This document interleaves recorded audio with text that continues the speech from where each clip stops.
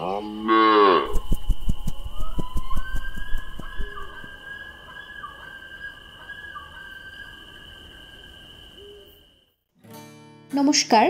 আমি প্লাবিতা। আমাদের আজকের গল্প পরিবেশনায় আপনাদের সকলকে স্বাগত। আজ আপনারা শুনবেন ডক্টর তপব্রত বসুর লেখা টিনটিন ও ছোটকার রহস্য অ্যাডভেঞ্চার নবনারী কুঞ্জর রহস্য। গল্পটি প্রকাশিত হয়েছে মিট পাবলিকেশন থেকে। এই সিরিজের গল্পগুলির মধ্যে আইবেসের ডিম, বোবা কুকুর ও রহস্যময় আগন্তুক পাঠক মহলে অত্যন্ত জনপ্রিয় ও সুপরিচিত। আজকের গল্পের প্রধান চরিত্রে রয়েছে টিনটিন, ছোটকা এবং আতঙ্কভাজন গোস্বামী। শুরু হতে চলেছে নবনারী কুঞ্জর রহস্য।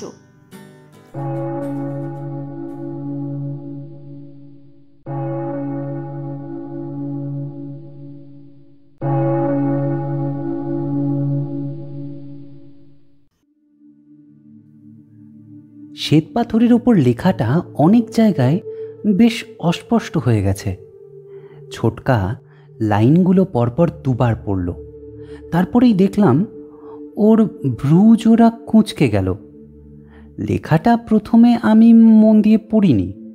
ছোটকার কোঁচকানো ভ্রু দেখেই আমি লেখাটা পড়লাম। সাদা পাথরে কালো কালিতে লেখা আছে, ব্রজের বজ্রমণি সেথা গেলে পাই, ষড়যন্তা পদে ভক্ত যেথায় লুটায়, তথাপি যে ভক্তের নাহি হয় গতি, তারে পথ দেখাইবে স্বয়ং দাশরথী। নিচে লেখা অচ্যুত গোস্বামী, সন 1850। ছোটকা অংশুম আমাকে জিজ্ঞাসা করল, এই অচ্যুত গোস্বামী কে? ইনি হলেন আমাদের বংশের ঊর্ধ্বতন পঞ্চম পুরুষ। অত্যন্ত পণ্ডিত ব্যক্তি ছিলেন। আমরা এসেছি অংশুম আমাদের বাড়ি, কালনার কাছাকাছি এক গ্রামে। আমরা মানে আমি আর ছোটকা। অংশু মামা অবশ্য আমার নিজের মামা নয়, আমার মামার বন্ধু বলে আমিও মামা বলেই ডাকি। ভালো নাম অংশুমান গোস্বামী, পেশায় উকিল। কলকাতায় এলে মাঝে মাঝে আমাদের বাড়িতে আসেন। আমাকে খুব ভালোবাসে অংশু মামা। কদিন আগেই বাড়ির গাছের আম দিতে এসেছিল। অংশু মামাদের বাড়িতে অতি প্রাচীন এক মদনমোহন মন্দির আছে শুনে ছোটকা সেদিন বলেছিল, অংশু, এক রবিবার তোমাদের মন্দির দেখতে যাব। জানো তো, আমার পুরনো মন্দির দেখার বাতিক আছে। সকালে গিয়ে বিকেলে ফিরে আসব। শুনে তো অংশু মামা বেজায় খুশি। সঙ্গে সঙ্গে ক্যালেন্ডার দেখে দিন স্থির করা হয়ে গেল। তবে ছোটকার সকালে গিয়ে বিকেলে ফিরে আসবোটা অবশ্য ধোপে টিকল না। ঠিক হলো শনিবার সকালে হাওড়া থেকে ট্রেন ধরে আমরা অংশু মামাদের বাড়ি যাব।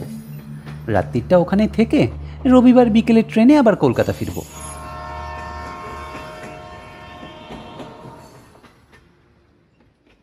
সেই মতোই আজ আমরা এসে পড়েছি অংশু মামাদের বাড়ি। উঁচু ফটক দেওয়া পুরনো বাড়ি। বাড়ির নাম যে গোস্বামী নিবাস সেটা মূল গেটের ওপর ফলক দেখেই বুঝেছি।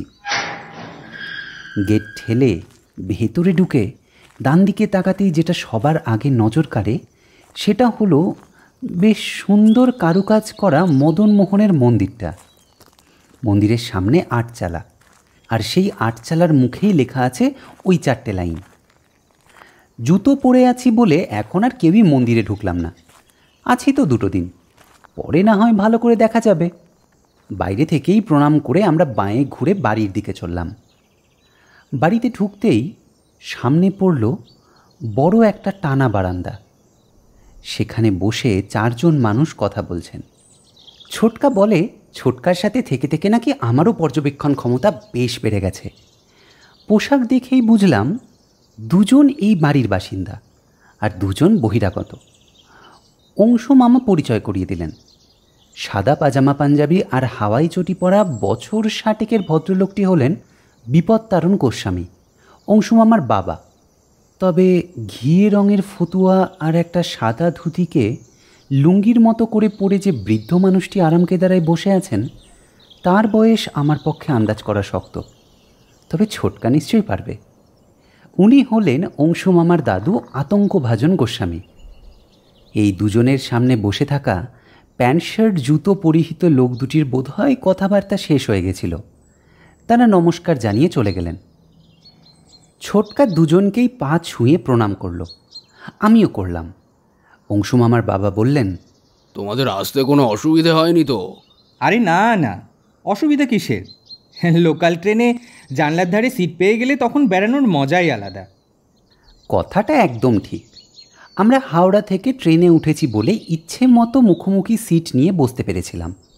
ট্রেন উত্তরপাড়া ছাড়াতেই চারিদিক শুধু সবুজ আর সবুজ। সামনেই জন্মাষ্টমী, বাড়িতে তখন উৎসব হয়। জন্মাষ্টমীর পরের দিনেই নন্দোৎসব, সেদিন মদন মোহনের ভোগ বিতরণ হয়। এবার আবার আমাদের গোস্বামী বংশের প্রবাদ পুরুষ ব্রজমোহন গোস্বামীর তিরোধানের 320 বছর পূর্তি হলো। এই মন্দিরের প্রতিষ্ঠা করেই উনি দেহ রক্ষা করেন। সেই হিসেবে এই মন্দিরেরও 320 বছর বয়স হলো। প্রত্যেক বছরের মতো এবারও প্রচুর ভক্ত সমাগম হবে।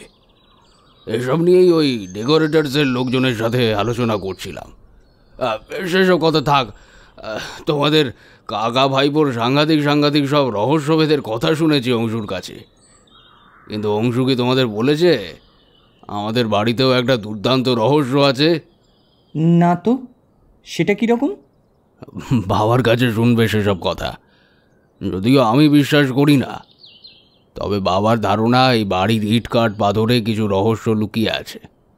তাই বসত বাড়ির অনেক পরিবর্তন করা হলেও মন্দিরের কোনো পরিবর্তন উনি করতে দেন না। এত পুরনো মন্দির, মাঝে মাঝেই ইট পলেস তারা খসে পড়ছে, তবুও উনি আগাগোড়া মেরামত করতে দেবেন না। যেখানে যেটুকু না হলেই নয়, শুধু সেটুকুই মেরামত করার অনুমতি দেন। নতুন মন্দির বানানোর কথা তো শুনতেই চান না। অচ্যুত গোস্বামীর কথা ভুল হবার নয়। আচমকা কথাটা শুনে একটু চমকে উঠলাম। বৃদ্ধ আতঙ্কভাজন গোস্বামীর গলার আওয়াজ যে এত গমগমে, সেটা ওনার লম্বা শীর্ণ চেহারা দেখে বোঝাই যায় না। ছোটকাও দেখলাম একটু অবাক হয়েছে শুনে। অংশু মামার বাবা দেখলাম একদম চুপ করে গেলেন।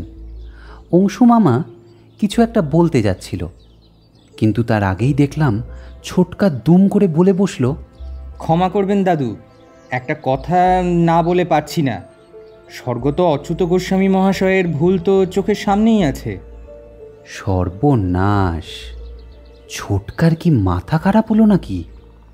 বাড়িতে ঢোকার 5 মিনিটের মধ্যে দুম করে বলে বসলো যে এই বাড়ির আদিপুরুষ নাকি ভুল করে বসে আছে। আর বোধহয় এখানে জল খাওয়া হলো না। এদিকে খিদেও পেয়েছে খুব। ইস, এনারা এখান থেকে আমাদের বিদেই না করে দেন। দেখলাম সবাই চুপ করে দাদুর দিকে তাকিয়ে আছে। বৃদ্ধ আতঙ্কভাজন গোস্বামী ধীরে ধীরে আরাম কেদারায় সোজা হয়ে বসলেন। ফর্সা মুখ উত্তেজনায় লাল হয়ে গেছে। স্থির দৃষ্টিতে খানিকক্ষণ ছোটকাকে দেখে বললেন, কত বয়স হলো যে অচ্যুত গোস্বামীর ভুল ধরছ? আগে 32। আর ভুল বলতে আমি বানান ভুলের কথা বলছি। আটচালায় যে 4টে লাইন লেখা আছে সেখানে বিস্তর বানান ভুল। ধন্য ছোটকার নার্ভ। আমার এতক্ষণে মনে পড়ল, লেখাটা পড়েই ছোটকার ভ্রু দুটো কুঁচকে গেছিল। ভুল বানানো একেবারেই বরদাস্ত করতে পারে না। ভাবলাম এবারে বোধহয় অংশু মামার দাদু ফেটে পড়বেন। ওনার দৃষ্টি ছোটকার দিকে। ছোটকাও চোখে চোখ রেখে মুখে একটা আলতো হাসি ফুটিয়ে রেখেছে। অংশু মামা আর ওর বাবা চুপ করে পুরো ঘটনাটি দেখে যাচ্ছে। মিনিট খানেক এভাবে চলার পর দাদু বললেন, বটে, ভিটে পা দিয়েই ভুলটা নজরে এলো। তা বুদ্ধিটাও কি চোখের মতোই তীক্ষ্ণ? আগে আমার সেরকমই বিশ্বাস, তবে রহস্যটা মনের মতো হওয়া চাই। অবাক হয়ে দেখলাম উনি আস্তে আস্তে আবার সেই ইজি চেয়ারে হেলান দিলেন। চোখ বন্ধ করে বললেন, কচু, পশ্চিমের ঘরটা খোলার ব্যবস্থা কর। বিকেলে ওদের নিয়ে এখানে আসিস। কচু আবার কে? সেটাই বোঝার চেষ্টা করছিলাম। দেখলাম অংশু মামা চোখের ইশারায় আমাদের ওখান থেকে উঠে আসতে বললেন। আমরা দোতলায় উঠে এলাম। দোতলার একটা কোণার ঘরে আমাদের থাকার ব্যবস্থা করা হয়েছে। ঘরে ঢুকেই অংশু মামা বলল, আসলে আমার নাম থেকে অংশু বাদ দিলে থেকে যায় মান। দাদু মজা করে আমাকে বলে মান, মানে ওই মান কচু। সেই ছোটবেলা থেকেই ডাকনামটা চলে আসছে। কথা নিয়ে যিনি খেলেন তার চোখেও বানান ভুলগুলো নিশ্চয়ই ধরা পড়েছে। আচ্ছা, উনি তোমাকে পশ্চিমের ঘরটা খোলার কথা বললেন কেন? কি আছে ও ঘরে? ওটা একটা বড় বসার ঘর, পুরনো আমলের আসবাবপত্র দিয়ে সাজানো। আমাদের পূর্বপুরুষদের অনেক ফটো আছে ওখানে। দাদু হয়তো তোমাদের দেখাতে চায় সেসব। বাড়িতে লোক কম বলে ওরকম অনেকগুলো ঘরই বন্ধ পড়ে থাকে। যাই হোক, এবার তোমরা ফ্রেশ হয়ে নাও, জলখাবার খেয়ে মন্দির দেখতে যাব। মন্দিরের আগে বরং ঘরটা একটু দেখা যাক।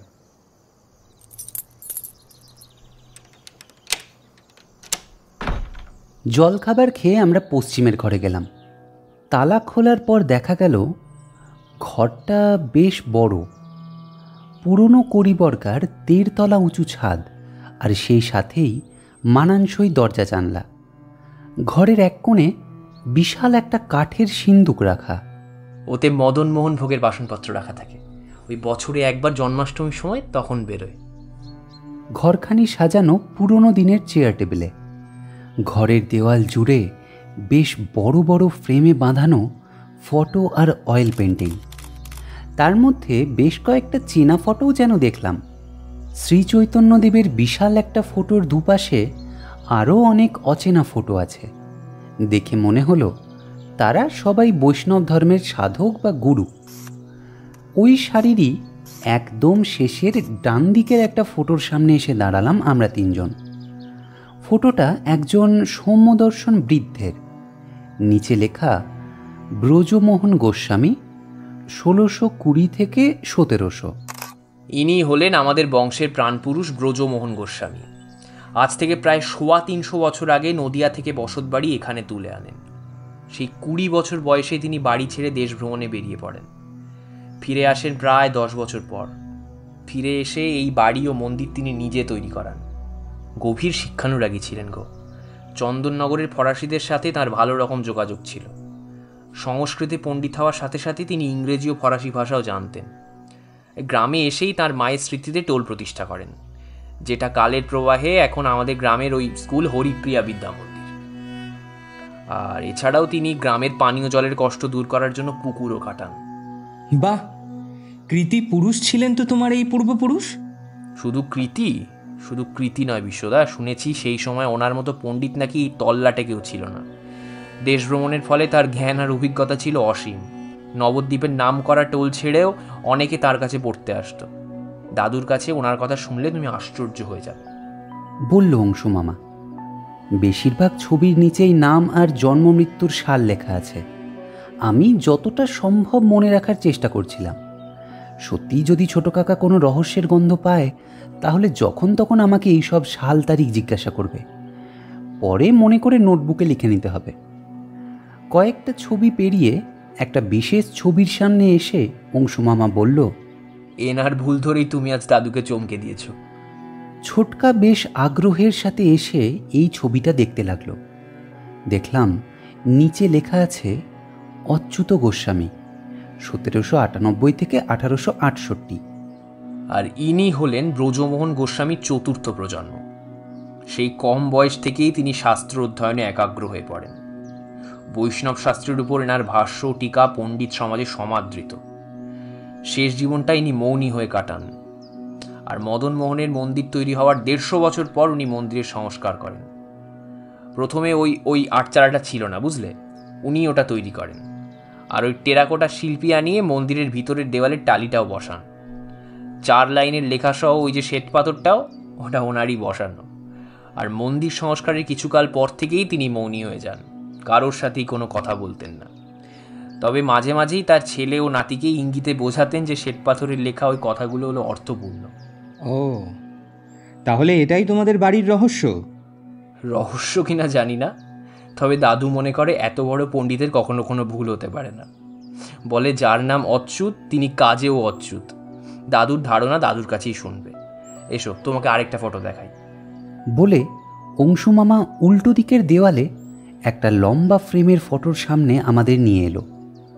প্রায় গোড়ালি পর্যন্ত লম্বা ঝুলের সোনালি জোব্বা পরা এক মধ্যবয়স্ক ব্যক্তি কোমরে হাত দিয়ে দাঁড়িয়ে আছেন।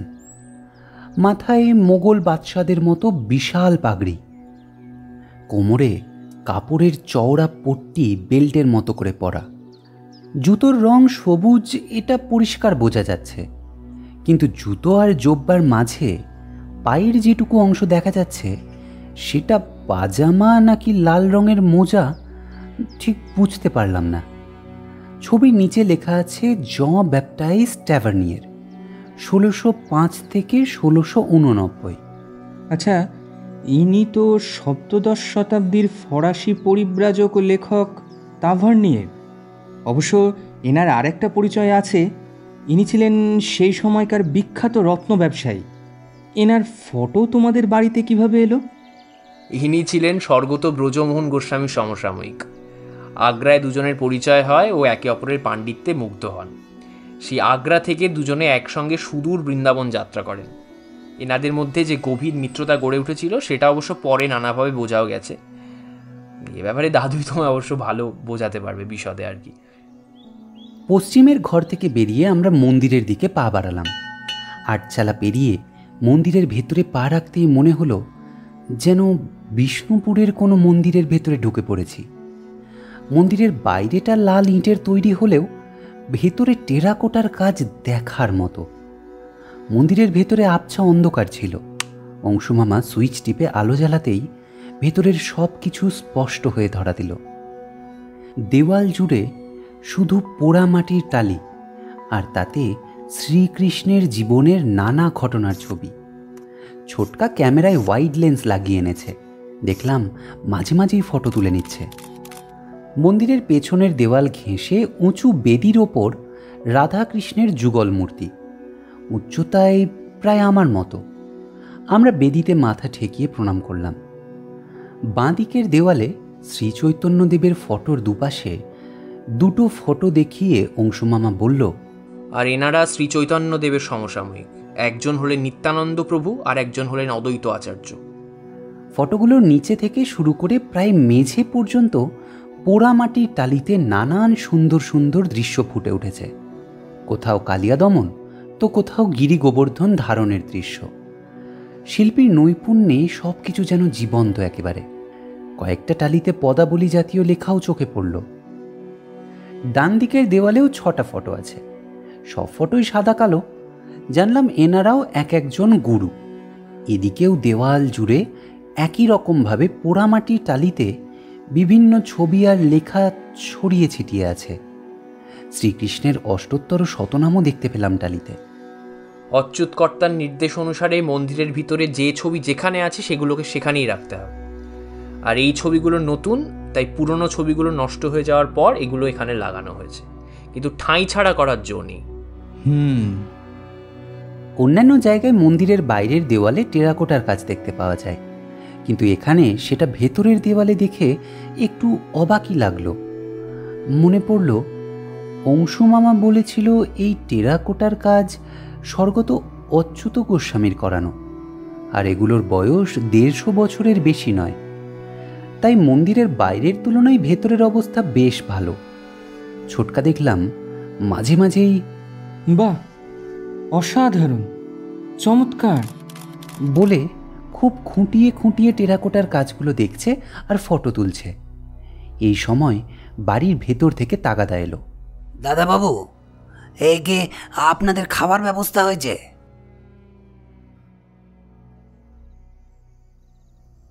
এই বাড়িতে নিরামিষ খাওয়া দাওয়ার চল, আর এত ভালো নিরামিষ খাওয়ার আমি খুব কমই খেয়েছি। খাওয়া দাওয়ার পর একটা পাশ বালিশে হেলান দিয়ে ছোটকা বলল, ছড়াটা মনে আছে তোর? হ্যাঁ, একদম পরিষ্কার মনে আছে। তোর খাতায় লিখে ফেলে এই বেলা। বানানগুলো ঠিক যেমনটি আছে তেমন চাই, কমাদারি সহ। চিন্তা করো না, কোনো ভুল হবে না, আমি ভালো করেই মনে রেখেছি। আমার সাথেও সবসময় একটা নোট বই থাকে, সেটা বের করে ছড়াটা তাতে লিখে ফেললাম। তারপর ছোটকাকে দেখালাম। ছোটকা একটু তারিফ করার মতো হাসলো, দেখে বুঝলাম ঠিকঠাকই লিখেছি। নোট বইটা ফেরত দিয়ে বলল, ছড়াটার মানে কি বুঝেছিস? এনারা তো গোঁড়া বৈষ্ণব, ভক্তি আর ভালোবাসা নিয়েই এনাদের সাধন ভজন। ব্রজ অর্থাৎ বৃন্দাবন এনাদের পবিত্র স্থান। তাই এই ছড়ায় ব্রজের বজ্রমণি বলতে যদ্দূর সম্ভব শ্রীকৃষ্ণকেই বোঝানো হয়েছে। অর্থাৎ দু লাইনের মানে হলো শ্রীকৃষ্ণকে একজন ভক্ত তখনই পাবে যখন সে তার শত্রু বা ষড়যন্ত্রকারীকেও ভালোবেসে জয় করে তার পায়ে লুটিয়ে পড়তে পারবে। ওই জগাই মাধাইকে ভালোবেসে জয় করার মতো আর কি। আর পরের লাইন দুটোর মানে হলো তা সত্ত্বেও যদি ভক্তের কৃষ্ণলাভ না হয় তাহলে স্বয়ং দাশরথী অর্থাৎ দশরথের পুত্র শ্রী রামচন্দ্র তাকে পথ দেখাবে। ছোটকার কপালে ভাঁজ দেখে বুঝলাম আমার ব্যাখ্যা ওর পুরোপুরি পছন্দ হয়নি, যদিও বলল, রামায়ণ মহাভারত পড়ে তোর দেখছি প্রভূত উন্নতি হয়েছে। বানান ভুলগুলো ধরতে পেরেছিস? সে তো পেরেইছি। বজ্রমণিটা ব্রজমণি হবে, মানে ব্রজের নয়নের মণি অর্থাৎ শ্রীকৃষ্ণ, আর ষড়যন্ত্রটা ষড়যন্ত্রী হবে। আচ্ছা বেশ, আপাতত তোর কথা মেনে নিলাম, কিন্তু ষড়যন্ত্রা কথাটাতেও আরও একটা ভুল আছে, লক্ষ্য করেছিস? না তো, আর কি ভুল আছে? ষড় আর যন্ত্রার মাঝে স্পেস কেন থাকবে? ষড়যন্ত্র কথাটা তো একটা গোটা শব্দ। এছাড়া আরও আছে, তোর কথা মতো দাশরথী অর্থাৎ দশরথের পুত্র শ্রী রামচন্দ্র হলে তার নামের বানান হতো দয়াকার তালবস্য র থয় হস্যই। দয়াকার তালবস্য র থয় দীর্ঘই নয়।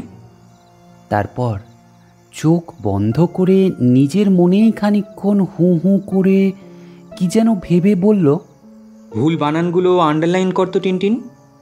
আমি ভুল বানানগুলোর নিচে দাগ দিয়ে ছোটকাকে দেখালাম। 3টে বানান, বজ্রমণি, ষড়যন্ত্রা আর দাশরথী। ছোটকা খুব মন দিয়ে লেখাটা দেখছে দেখে বললাম, আচ্ছা তুমি কি এর মধ্যে কিছু গোলমাল পাচ্ছ? বিস্তর গোলমাল আছে রে। যে ভুলগুলো একটা স্কুল পড়ুয়া হয়ে তুই ধরে ফেললি, সেই ভুল অচ্যুত গোস্বামীর মতো একজন পণ্ডিত কেন করবেন? কিছু একটা নিশ্চয়ই আছে এই ছড়ার মধ্যে। বলে ছোটকা অন্যমনস্ক হয়ে পড়ল। ঘণ্টাখানেক পরে দেখলাম বালিশ সরিয়ে কখন যেন ও সোজা হয়ে বসেছে। বুঝলাম ও রহস্যের গন্ধ পেয়েছে। চোখ দেখে বোঝা যাচ্ছে যে ওর স্নায়ুকোষের নিউরনগুলোতে একটু বেশি মাত্রায় বিদ্যুৎ আসা যাওয়া করতে শুরু করেছে। গম্ভীর গলায় বলল, শোন, আমি তোকে কয়েকটা প্রশ্ন করছি, প্রশ্ন আর উত্তর দুটোই লিখে ফেলতো দেখি। বলো। এ বাড়ির নাম কি? গোস্বামী নিবাস। কে প্রতিষ্ঠা করেন? স্বর্গত ব্রজমোহন গোস্বামী। কোন সালে? 1700 সালে। আর উনি মারা যান কোন সালে? ওই একই বছরে। তারপরে এ বাড়ির সংস্কার কে করেন? অচ্যুত গোস্বামী। ইনি ব্রজমোহন গোস্বামীর 4র্থ প্রজন্ম। কখন এ বাড়ির ও মন্দিরের সংস্কার হয়? বাড়ি তৈরির প্রায় 150 বছর পরে। এভাবে বললে কাঁটা খাবি। আচ্ছা আচ্ছা, দাঁড়াও বলছি। 1850 সালে। অচ্যুত গোস্বামী কোন সালে মারা যান? 1868। তাহলে মন্দির সংস্কারের পরেও উনি কতদিন বেঁচে ছিলেন? ওই তো প্রায় 18 বছর। Very good. তাহলে বুঝতে পারছিস, লেখার মধ্যে যে বানান ভুলগুলো আছে সেগুলো শিল্পীর ভুল নয়। তাহলে উনি এই 18 বছরে সেটা শুধরে নিতেন। অর্থাৎ হয় ভুলটা ইচ্ছাকৃত, অথবা ভুলটা আসলে ভুলই নয়, এর অন্য কোনো মানে আছে। ছোটকার কথা শুনে আমার তো উত্তেজনায় গলা শুকিয়ে এলো। তাহলে কি এখানেও আমরা একটা রহস্যের মধ্যে এসে পড়লাম? এই সময় অংশু মামা ঘরে এসে ঢুকলো। চলো, দাদু কিন্তু একটু পরেই পশ্চিমের ঘরে এসে পড়বে। ঘড়িতে তখন 4:30 বাজে। পশ্চিমের ঘরে গিয়ে দেখি অংশু মামার দাদুও এসে গেছেন। পরন্ত রোদ জানলা দিয়ে ঘরে ঢুকছে। ঘরের আলোগুলো অংশু মামা জ্বেলে দিল। জুলাই মাসের শেষ, তাই বেশ গরম পড়েছে। পুরনো আমলের সিলিং ফ্যান বেশ আওয়াজ করে চলছে। একটা বড় টেবিলের চারিদিকে আমরা 4 জন চেয়ার নিয়ে বসলাম, যদিও সবার মুখই দাদুর দিকে। প্রথম কথা উনিই শুরু করলেন। ছোটকাকে বললেন, তোমার বুদ্ধির কথা আগে শুনেছি, আজ তোমার পর্যবেক্ষণ ক্ষমতার পরিচয় পেলাম। বাড়ি ঢোকার সঙ্গে সঙ্গেই যেভাবে তুমি গোস্বামী নিবাসের 300 বছরের পুরনো রহস্যের গোড়ায় পৌঁছে গেলে, তাতে আমার মনে হচ্ছে এ বাড়ির রহস্যের কিনারা তুমি হয়তো করতে পারবে। ছোটকা চুপ করেই রইল। দাদু আবার বলতে শুরু করলেন, তবে প্রথমে তোমাকে ধৈর্য ধরে আমাদের পারিবারিক ইতিহাস শুনতে হবে। তুমি রাজি? নিশ্চয়ই। সব কথা না জানলে রহস্যের ভেতরে ঢোকা যায় না। আমি নোট বই আর পেন নিয়ে তৈরি হলাম, আর দাদু শুরু করলেন। শুনলাম সকালে তোমরা বিগ্রহ দর্শন করেছ। মন্দিরের বাঁদিকের দেওয়ালে শ্রী চৈতন্যদেবের ফটো নজরে পড়েছে নিশ্চয়ই। তার দুপাশে দুজনের ফটোগুলো দেখেছ? হ্যাঁ, বাঁ দিকে নিত্যানন্দ প্রভু আর ডান দিকে অদ্বৈত আচার্য। বেশ বেশ, তাহলে নিশ্চয়ই লক্ষ্য করেছ ডান দিকের দেওয়ালেও 6 জনের ফটো আছে। ওরা হলেন রূপ গোস্বামী, সনাতন গোস্বামী, গোপাল ভট্ট গোস্বামী, রঘুনাথ ভট্ট গোস্বামী, রঘুনাথ দাস গোস্বামী এবং শ্রীজীব গোস্বামী। বৈষ্ণব ধর্মে এই 6 জনকে একত্রে বলা হয় বৃন্দাবনের 6 গোঁসাই। এদের শিষ্যদের মধ্যে আবার 3 জনের নাম উল্লেখ করার মতো, নরোত্তম, শ্রীনিবাস আর শ্যামানন্দ। এই শ্যামানন্দের শিষ্য ছিলেন আমার পূর্বপুরুষ স্বর্গত শ্রী ব্রজমোহন গোস্বামী। ওই যে তাঁর ফটো।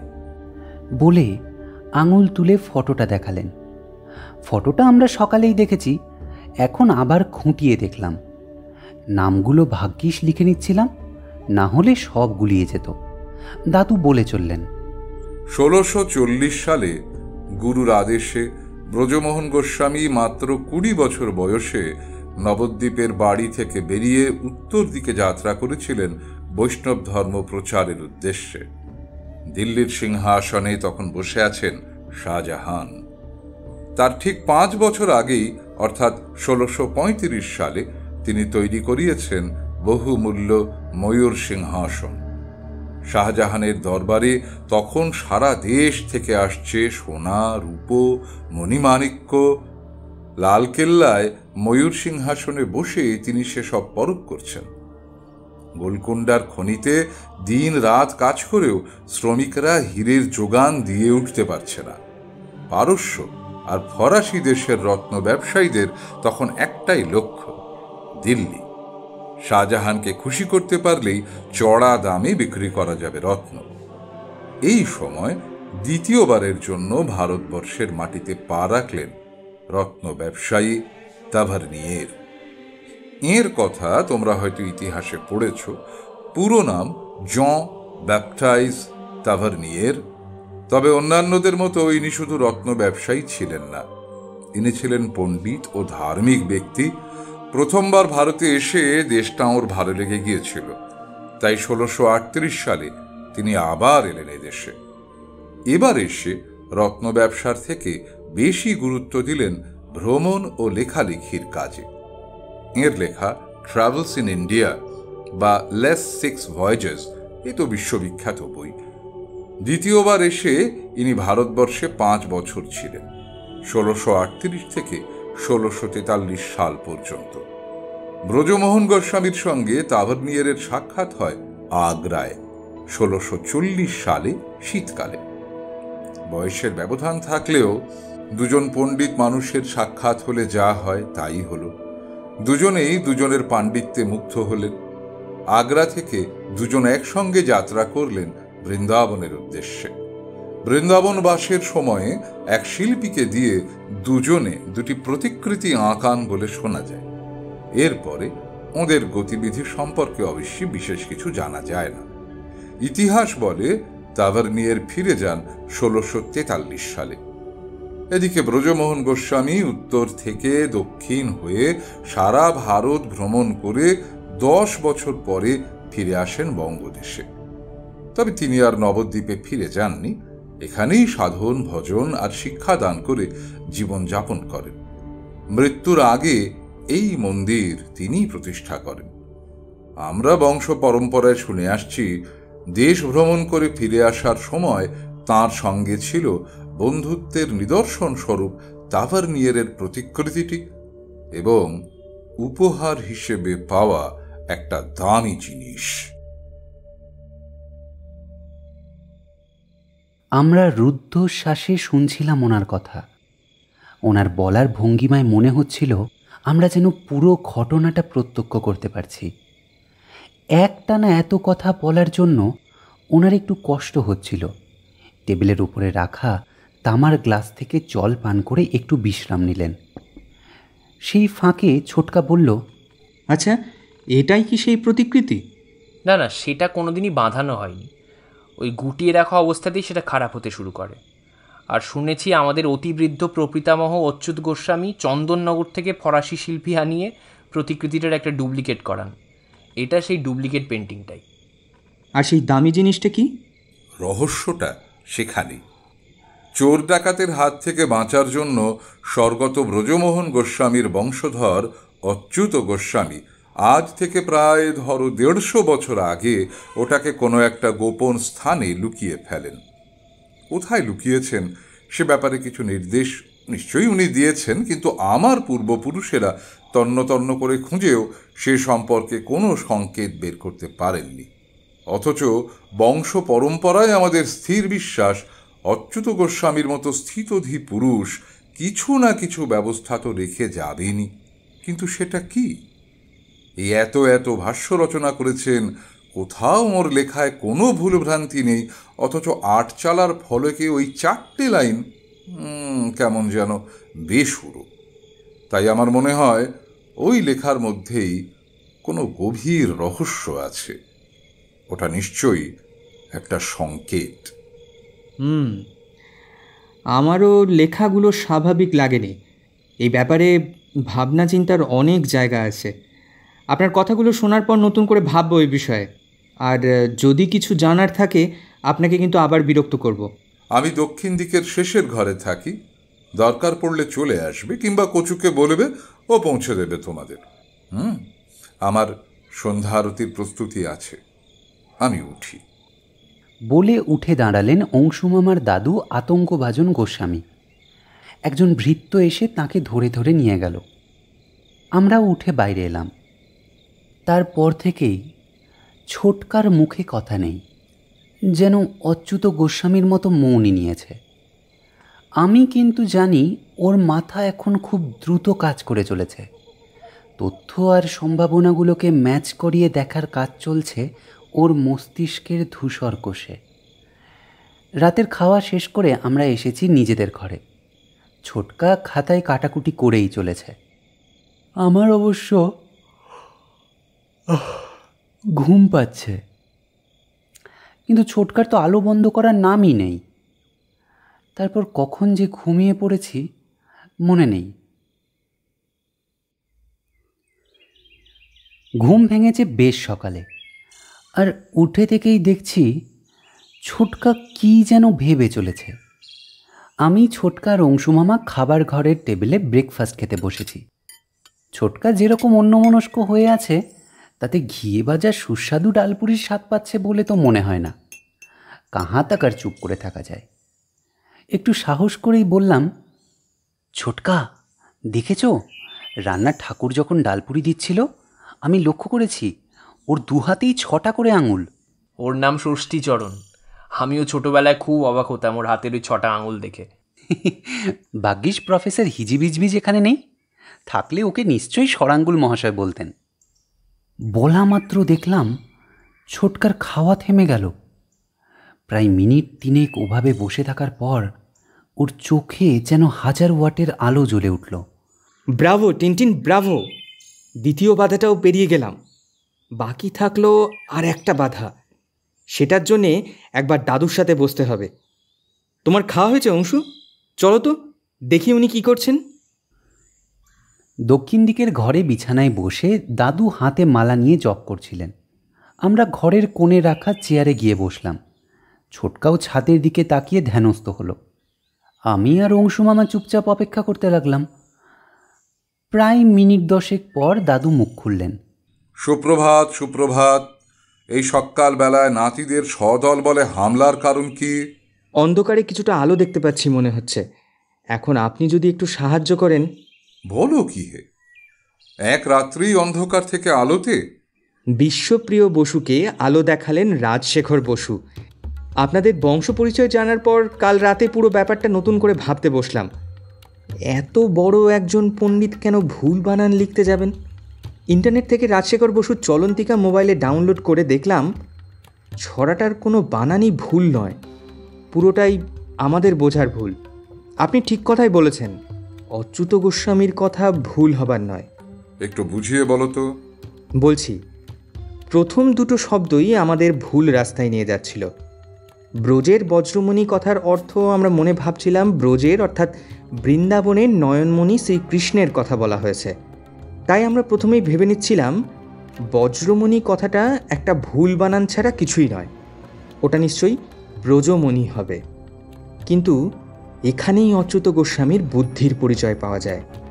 ব্রজ কথার অর্থ এখানে বৃন্দাবন নয়, ব্রজ কথার অর্থ এখানে স্বর্গত ব্রজমোহন গোস্বামী। আর বজ্রমণি কথাটাতেও কোনো ভুল নেই। সংস্কৃতে হীরেকে বজ্রমণি নামে ডাকা হয়, অর্থাৎ ব্রজের বজ্রমণি মানে হলো ব্রজমোহন গোস্বামীর হীরে। ঘরে যেন পিন পড়লেও শোনা যাবে।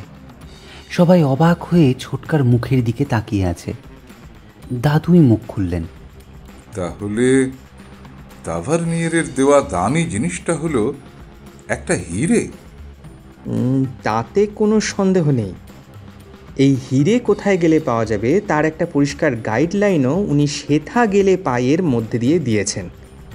দ্বিতীয় লাইনে ষড়যন্ত্র শব্দ দুটি নিয়েও উনি আমাদের বুদ্ধির পরীক্ষা নিয়েছেন। ষড়যন্ত্র একটা গোটা শব্দ, উনি তার মাঝে স্পেস দিয়ে শব্দ দুটিকে আলাদা করলেন কেন? করলেন তার কারণ ওই শব্দ দুটি আলাদা। একটু আগে ব্রেকফাস্টের টেবিলে আমাদের রান্নার ঠাকুর ষষ্ঠীচরণের হাতে 6টা আঙুল দেখে টিনটিন বলল যে প্রফেসর হিজিবিজবিজ এখানে থাকলে নিশ্চয়ই ওকে ষড়াঙ্গুল মহাশয় বলে ডাকতেন। সেখান থেকেই ষড় শব্দটার অন্য মানেটা মনে পড়ে গেল। ষড় মানে হলো 6, আর রাজশেখর বসু বলেছেন জনতা কথার মানে হলো নিয়ামক বা সারথি, অর্থাৎ কিনা যিনি পথ দেখিয়ে নিয়ে চলেন। কাল আপনি বৃন্দাবনের 6 গোসাইয়ের কথা বলছিলেন, ষড় অর্থে মনে হয় তাদের কথাই বলা হয়েছে। তারা প্রত্যেকেই ছিলেন মহাপুরুষ। আমাদের পথ দেখিয়ে নিয়ে চলার তারাই ছিলেন নিয়ামক বা সারথি, অর্থাৎ কিনা জনতা। তাদের পায়ে যেখানে মাথা লুটায় সেখানেই আছে বজ্রমণি। ওনাদের প্রণাম করার সময় আমরা মন্দিরের ভিতরের ডান দিকের দেওয়ালে মাথা ঠেকাই, আর পুরো দেওয়ালটা জুড়েই ওনাদের ফটো। আচ্ছা, তাহলে কি হিরেটা ওখানেই আছে, আর সেই জন্যই মন্দিরের ফটোগুলো নির্দিষ্ট জায়গা থেকে সরানো নিষেধ? ঠিক বলেছ অংশু। স্বর্গত অচ্যুত গোস্বামী জানতেন যে একদিন না একদিন এই বিভ্রান্তি আসবেই, তাই তিনি লিখলেন তথাপি যে ভক্তের নাহি হয় গতি, অর্থাৎ তাও যদি বুঝতে না পারো। এই পর্যন্ত ঠিক আছে, কিন্তু এর পরেই আর এগোতে পারছি না। দাদু, একবার মন্দিরে গেলে ভালো হয়।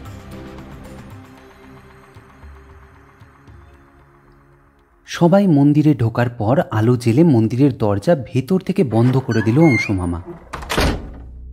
দাদুও এসেছেন, অংশুমামাই ধরে ধরে এনেছে। এবারে সবাই ডান দিকের দেওয়ালের সামনে এসে দাঁড়ালাম। ভাবতেই কেমন অদ্ভুত লাগছিল যে এই দেওয়ালের কোথাও কাঁথা আছে সম্রাট শাহজাহানের আমলের একটা হিরে, যেটা নাকি আবার একজন ফরাসি পণ্ডিত বন্ধুত্বের নিদর্শন হিসেবে নবদ্বীপের এক পণ্ডিতকে দিয়েছিল। কিন্তু এত বড় দেওয়ালের মধ্যে কোথায় আছে সেই হিরে? সারি সারি পোড়ামাটির টালিতে মোড়া দেওয়াল। হীরের জন্যে যদি এই সুন্দর দেওয়ালটা ভাঙতে হয় তবে সেটা মোটেই ভালো কাজ হবে না। ছোটকা বলল, এই দেওয়ালেরই কোনো এক জায়গায় লুকিয়ে রাখা আছে হিরেটা। 150 বছর আগে মন্দির সংস্কার করার যদি সত্যিই প্রয়োজন থাকতো, তাহলে স্বর্গত অচ্যুত গোস্বামী মন্দিরের বাইরেরটাও সংস্কার করাতেন। কারণ জল, ঝড়, রৌদ্রে মন্দিরের ভেতরের থেকে বাইরের ক্ষতিটাই বেশি হয়। হিরেটাকে সুরক্ষিত রাখার জন্য শুধুমাত্র মন্দিরের ভেতরটাই সংস্কার করেছিলেন উনি। এই পোড়ামাটির টালিগুলির কোনো একটা নিচেই আছে সেই হিরে, আর সেটাই আমাদের খুঁজে বার করতে হবে। শেষ লাইনটার অর্থ কিছু বুঝলে? তারে পথ দেখাইবে কথাটার মধ্যে কোনো মারপ্যাচ আছে বলে তো মনে হচ্ছে না। ভাবাচ্ছে এই স্বয়ং দাশরথী অংশটুকু। যদি ধরেও নিই এই দাশরথী মানে দশরথের পুত্র শ্রীরামচন্দ্র, তাহলেও এই মন্দিরে রামচন্দ্রের কোনো মূর্তি বা টালি তো আমি দেখতে পাচ্ছি না। আমি ছেলেবেলা থেকে এই মন্দিরেই বড় হয়েছি। এই মন্দিরের সর্বত্র শুধু শ্রীকৃষ্ণের জীবনের বিভিন্ন ঘটনা ধরা আছে।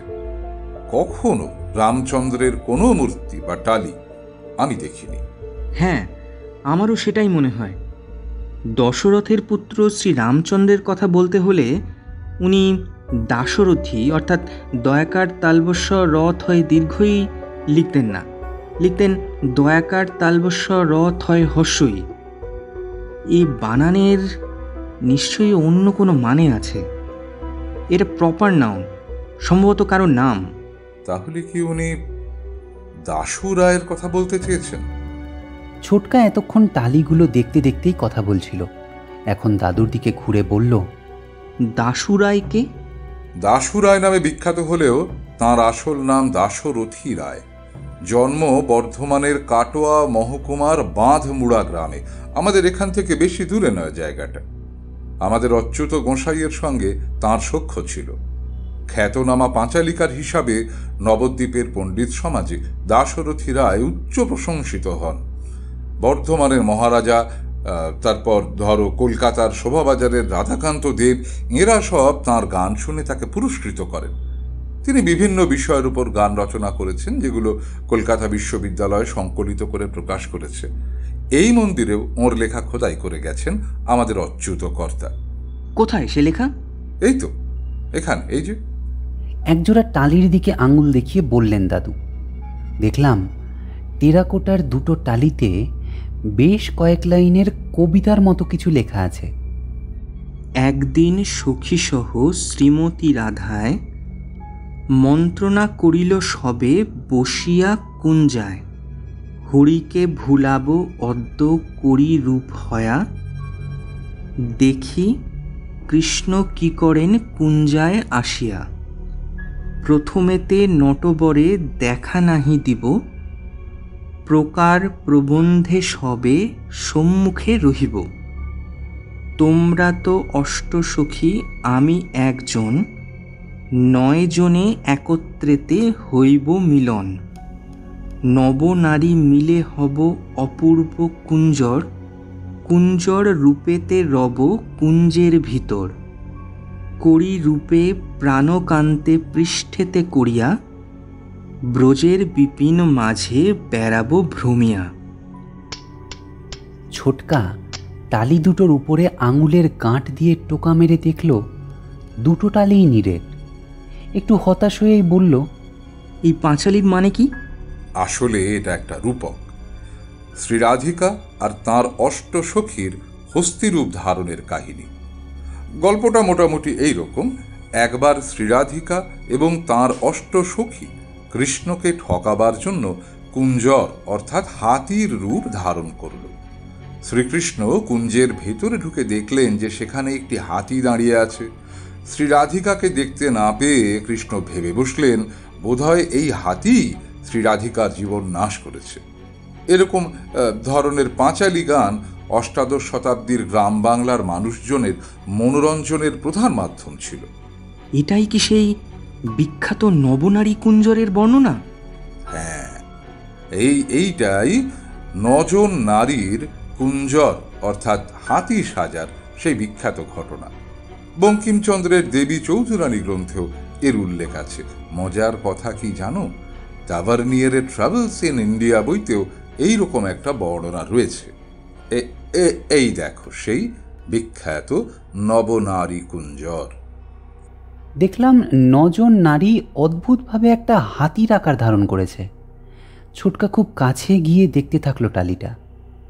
দাদু আমার দিকে ঘুরে বললেন, বুঝলে দাদু ভাই, এই একই টালি আছে বীরভূমের ঘুড়িসার রঘুনাথজি মন্দিরের দেওয়ালে।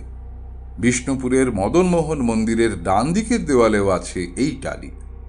এবার যখন বিষ্ণুপুরে বেড়াতে যাবে গাইডকে বলবে, হ্যাঁ গাইডকে বলবে নবনারী কুঞ্জর টালিখানা দেখাতে, না হলে নিজে খুঁজে পাবে না। মন দিয়ে শুনছিলাম দাদুর কথা।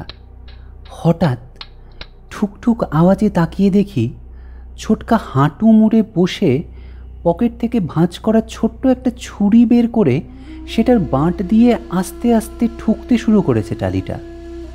আওয়াজে পরিষ্কার বোঝা গেল যে সেটার পেছনটা ফাঁপা, তবুও আশেপাশের টালিগুলোর ওপরেও সাবধানে ছুরি ঠুকে ঠুকে দেখল ছোটকা, আওয়াজের পার্থক্যে নিশ্চিন্ত হওয়ার জন্য।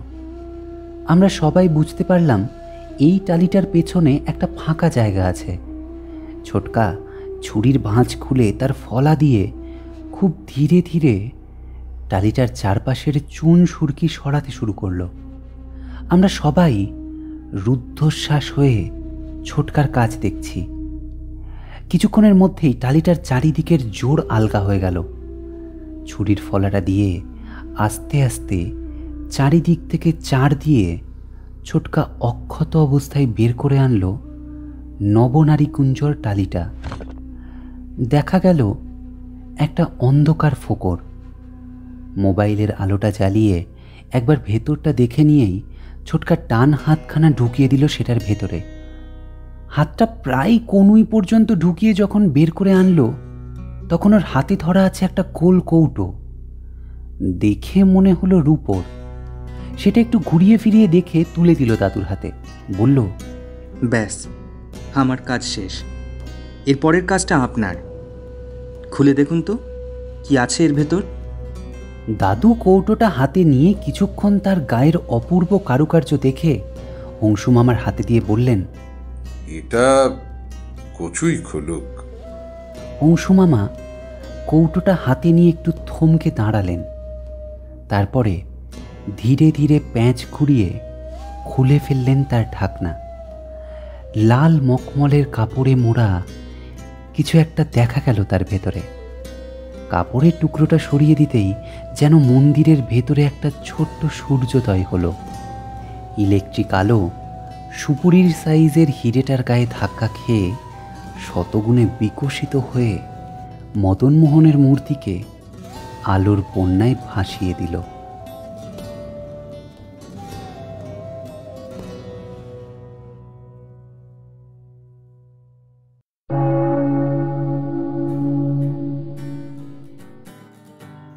শুনছিলেন ডক্টর তপব্রত বসুর লেখা টিনটিন ও ছোটকার রহস্য অ্যাডভেঞ্চার নবনারী কুঞ্জর রহস্য।